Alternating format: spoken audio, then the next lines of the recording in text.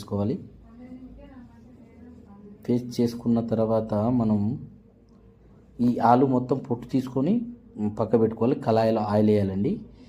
ఒక 3 స్పూన్లు ఆయిల్ వేసుకొని ఈ ఆలు మొత్తము ఆయిల్లో వేసి ఫ్రై చేయాలి. అంటే కొంచెం కలరు గోల్డెన్ కలర్ వచ్చేదాకా ఫ్రై చేయాలండి.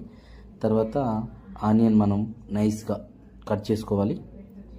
కట్ చేసుకున్న ఆనియన్ని ఈ ఆలు ఈ కలర్ వచ్చిన తర్వాత తీసేయాలి. అదే కళాయిలో ఆయిల్ పోసి మళ్ళీ అందులో కొంచెం మార్వాడి మెంతి, ఆనియన్స్ వేసి బాగా గోల్డెన్ కలర్ వచ్చేదాకా వేపాలి. అందులో అల్లం వెల్లుల్లి పేస్ట్ ఒక పెద్ద స్పూన్ వేసి దాన్ని పచ్చివాసన పోయేంత వరకు కలపాలండి. కలిపిన దాంట్లో పసుపు, మనం టమాటో జీడిపప్పు పేస్ట్ చేసుకున్నాం కదా, ఆ పేస్ట్ వేసి బాగా ఫ్రై కానియాలి. ఇలా ఆయిల్ రావాలి సపరేట్గా. ఆయిల్ వచ్చిన తర్వాత మనము ధనియాలు ఇవన్నీ పేస్ట్ చేసుకున్నాం కదా, అది వేయాలి. తర్వాత కారము, ఉప్పు